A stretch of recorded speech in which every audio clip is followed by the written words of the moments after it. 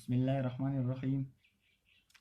Today I am going to discuss about factor affecting chemical shift. Factor affecting chemical shift. ऐसे तो बहुत सारे factor हैं जो केमिकल शिफ्ट को डिस्टर्ब करते हैं, लेकिन उनमें से चंद आज हम डिस्कस करते हैं। तो सबसे पहले है वो है इंडक्टिव इफेक्ट। Inductive effect. दूसरा फैक्टर जो हमारे साथ है वो है anisotropic effect. N isotropic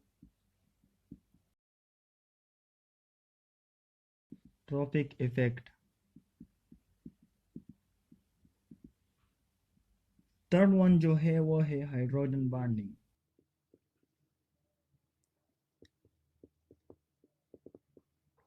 जो लास्ट वन हमारे साथ है वो है हाइब्रिडाइजेशन।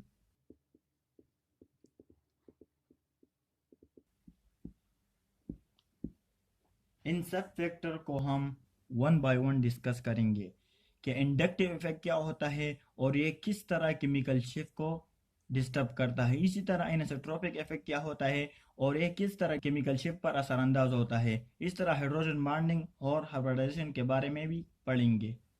जो सबसे पहले फैक्टर था जो केमिकल शिफ्ट की वैल्यू को डिस्टर्ब करता है वो है इंडक्टिव इफेक्ट। क्या है इंडक्टिव इफेक्ट? इंडक्टिव इफेक्ट होता क्या है?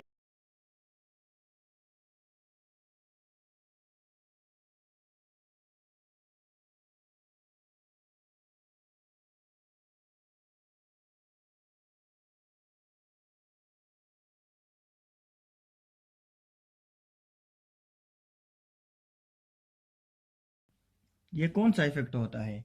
वो इफेक्ट जो किसकी वजह से काज होता है? Differences in the electronegativity.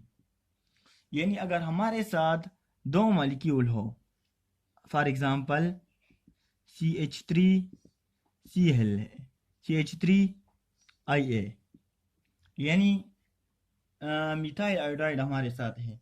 तो यहाँ पर जो आयोडीन है इसकी इलेक्ट्रोनेगेटिविटी ज़्यादा है, इसकी इलेक्ट्रोनेगेटिविटी हाई इलेक्ट्रोनेगेटिविटी, और इसकी जो इलेक्ट्रोनेगेटिविटी है यहाँ पर वो लो है। तो इन दोनों के दरमियान जो इलेक्ट्रोनेगेटिविटी डिफरेंस है इसको हम कहते हैं इंडक्टिव इफेक्ट। इसको हम क्या कहते हैं? Inductive effect.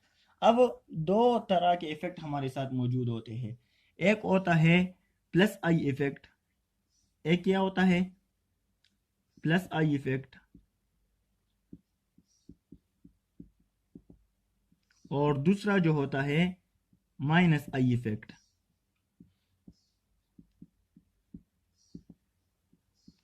Plus I effect क्या करता है?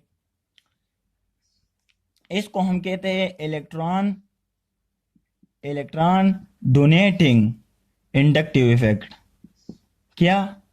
Electron donating inductive effect. और इसको हम कहते हैं electron withdrawing inductive effect. Plus I effect जो होता है वो इलेक्ट्रॉन डेंसिटी को डोनेट करता है। वो क्या करता है? इलेक्ट्रॉन डेंसिटी को डोनेट करता है। और जो माइनस आई इफेक्ट होता है वो क्या करता है? वो इलेक्ट्रॉन डेंसिटी को विड्रा करता है, ये रिंग से भी विड्रा करता है। और इसी तरह यहाँ पर आप लोग देख सकते हैं जो CH3 हमने लिया है ये लेस इलेक्ट्रोनेगेटिव एटम है, लेकिन जो आयोडाइड आयन है ये इलेक्ट्रॉन डेंसिटी को अपनी तरफ खींचता है, जिसकी वजह से यहाँ पर इलेक्ट्रॉन डेंसिटी ज्यादा रहती है और यहाँ पर इलेक्ट्रॉन डेंसिटी कम रहती है।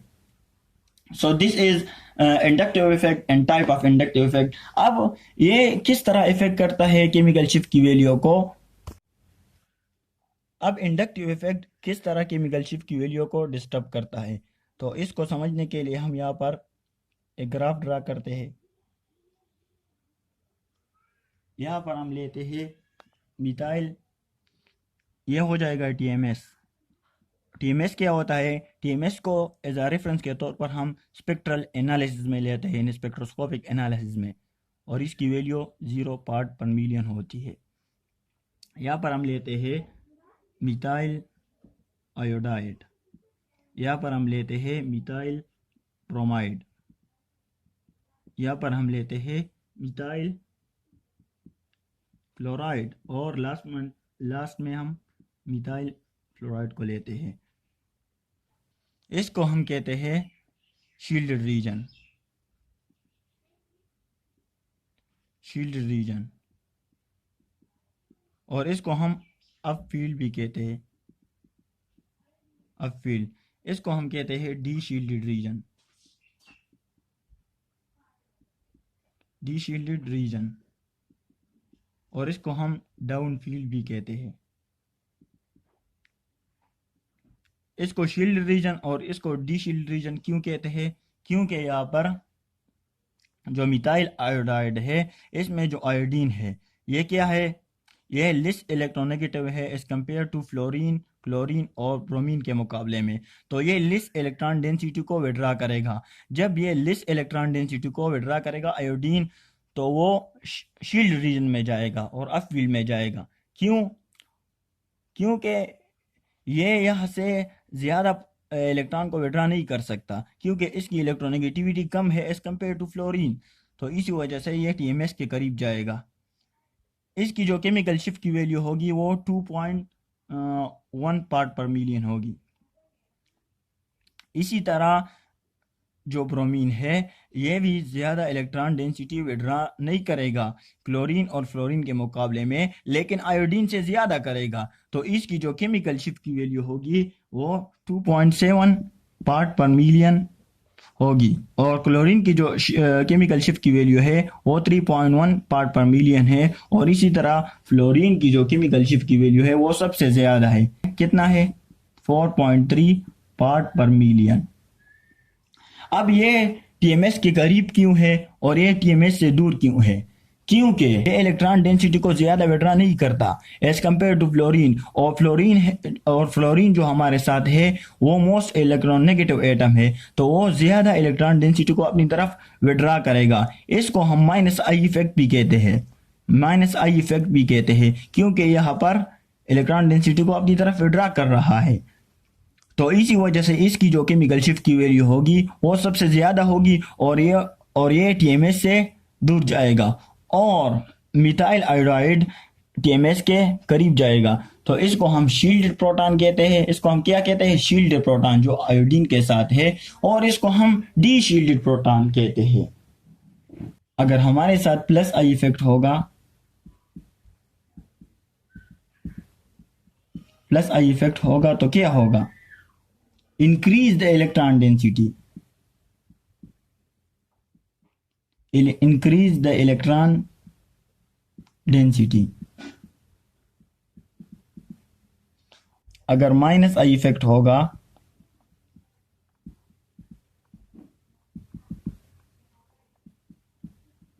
reduce the electron density।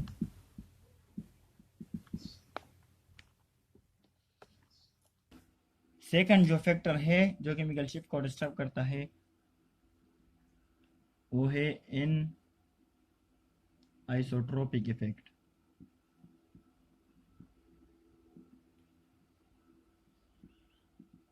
वो क्या है? इन आइसोट्रोपिक इफेक्ट। सबसे पहले हम समझते हैं कि इन आइसोट्रोपिक इफेक्ट होता क्या है। तो anisotropic effect is the effect of induced magnetic field, induced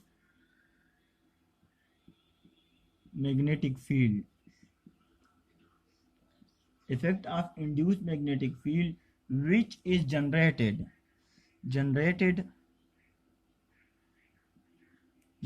due to the circulation of pi electron on shielding and de-shielding is called anisotropic effect। Anisotropic effect यानी induce magnetic field का वो effect, induce magnetic field का वो effect जो generate होता है, जो generate होता है किसकी वजह से? सर्कुलेशन ऑफ पाई इलेक्ट्रॉन की वजह से। यानी सर्कुलेशन ऑफ पाई इलेक्ट्रॉन की वजह से क्या होता है? इंड्यूस मैग्नेटिक फील्ड प्रोड्यूस हो जाता है, और इंड्यूस मैग्नेटिक फील्ड की वजह से जो इफेक्ट प्रोड्यूस होता है उसको हम कहते हैं anisotropic effect. Anisotropic effect सबसे पहले सर्कुलेशन ऑफ इलेक्ट्रॉन होती है। अब ये सर्कुलेशन ऑफ इलेक्ट्रॉन किसकी वजह से होती है? तो ये applied magnetic field, applied magnetic field की वजह से, अप्लाइड मैग्नेटिक फील्ड की वजह से सर्कुलेशन ऑफ इलेक्ट्रॉन हो जाती है, सर्कुलेशन ऑफ इलेक्ट्रॉन होता है, और सर्कुलेशन ऑफ इलेक्ट्रॉन की वजह से इंड्यूस मैग्नेटिक फील्ड प्रोड्यूस हो जाता है, और इंड्यूस मैग्नेटिक फील्ड की वजह से ये एन आइसोट्रोपिक इफेक्ट होता है, एन आइसोट्रोपिक इफेक्ट होता है। तो this is just the brief introduction of anisotropic effect. अब हम इसको एग्जांपल से समझते हैं कि ये केमिकल शिफ्ट को किस तरह डिस्टर्ब करता है। कंसिडर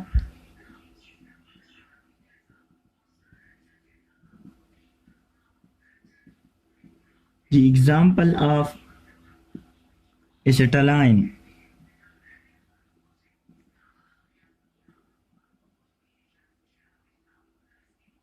ये हमारे साथ एसिटाइलिन का मॉलिक्यूल है, यहाँ पर ट्रिपल बॉन्ड, यहाँ पर एक हाइड्रोजन और यहाँ पर एक हाइड्रोजन।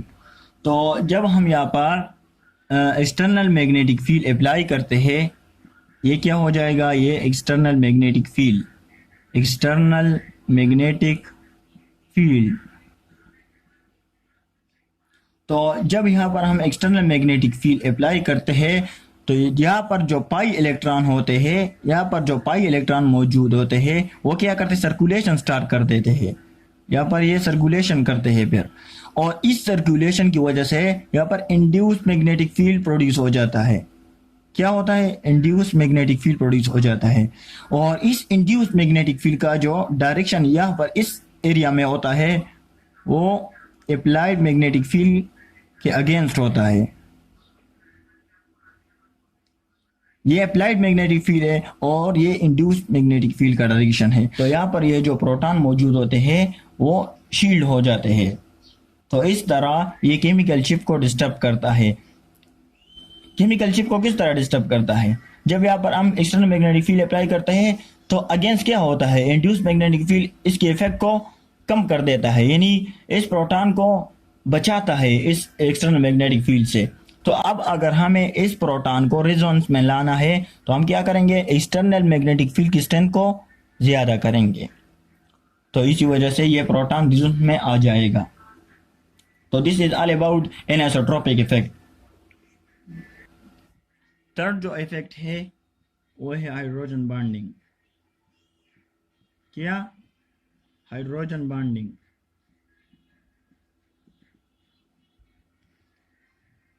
अब हाइड्रोजन बॉन्डिंग किस तरह केमिकल शिफ्ट को डिस्टर्ब करता है? Hydrogen atom goes for hydrogen bonding with two electronegative atom and they will take the electron cloud from hydrogen and it will be de-shielded। अब ये किस तरह होता है? अगर हमारे साथ फॉर एग्जांपल हमारे साथ दो वाटर मॉलिक्यूल है, ये फर्स्ट वाटर मॉलिक्यूल हो गया और ये सेकंड वाटर मॉलिक्यूल हो गया। यहाँ पर हमने क्या कहा कि hydrogen atom goes for hydrogen bonding with two electronegative atom and they will take the electron cloud from hydrogen and it will be deshielded, और ये सेकंड वाटर मॉलिक्यूल होगा, ये सेकंड वाटर मॉलिक्यूल हो गया। अब ये हाइड्रोजन जो है, ये हाइड्रोजन ये टू इलेक्ट्रोनेगेटिव एटम के साथ अटैच है। अगर यहाँ पर हम हाइड्रोजन बॉन्ड बना ले तो क्या होगा? ये हाइड्रोजन टू इलेक्ट्रोनेगेटिव एटम के साथ अटैच है, और हमें पता है कि इलेक्ट्रोनेगेटिव एटम क्या करता है? इलेक्ट्रॉन डेंसिटी को विड्रा करता है, इलेक्ट्रॉन डेंसिटी को विड्रा करता है। तो ये ऑक्सीजन यहाँ से इलेक्ट्रॉन डेंसिटी खींचेगा और ये ऑक्सीजन यहाँ से इलेक्ट्रॉन डेंसिटी खींचेगा। तो इसकी वजह से यहाँ पर इलेक्ट्रॉन यहाँ पर इलेक्ट्रॉन की सफिशिएंसी होगी और यहाँ पर इलेक्ट्रॉन की डिफिशिएंसी होगी, तो ये प्रोटॉन डीशील्ड हो जाएगा और हमें यहाँ पर एक्सटर्नल मैग्नेटिक फील्ड की स्ट्रेंथ को कम करना होगा, क्योंकि ये प्रोटॉन यहाँ पर ऑलरेडी डीशील्ड है और ये टीएमएस से दूर जाएगा। तो इसी वजह से हाइड्रोजन बॉन्डिंग भी केमिकल शिफ्ट की वैल्यू को डिस्टर्ब करता है। यहाँ पर आप लोगों ने देख लिया कि किस तरह केमिकल शिफ्ट की वैल्यू को हाइड्रोजन बॉन्डिंग डिस्टर्ब करता है। यहाँ पर ये 2 इलेक्ट्रोनेगेटिव एटम मौजूद है और यहाँ पर ये हाइड्रोजन बॉन्ड मौजूद है। तो ये 2 इलेक्ट्रोनेगेटिव एटम क्या करेगा, यहाँ से इलेक्ट्रॉन अपनी तरफ खींचेगा और इस प्रोटॉन को डीशील्ड करेगा। नेक्स्ट जो फैक्टर है वो है hybridisation.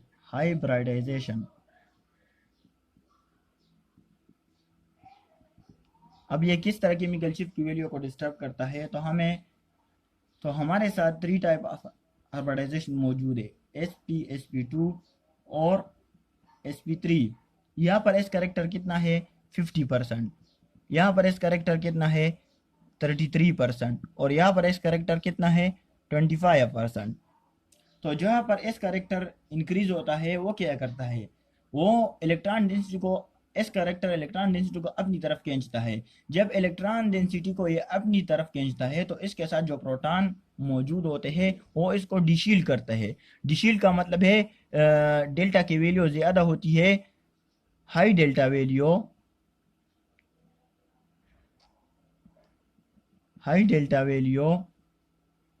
And D shield.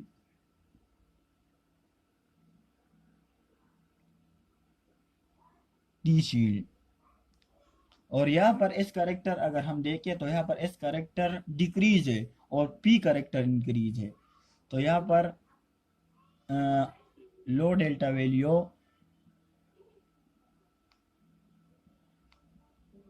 As compare to this one, और ये शील्ड होगा इसके मुकाबले में, और ये यहाँ पर भी डेल्टा की वैल्यू लो होगी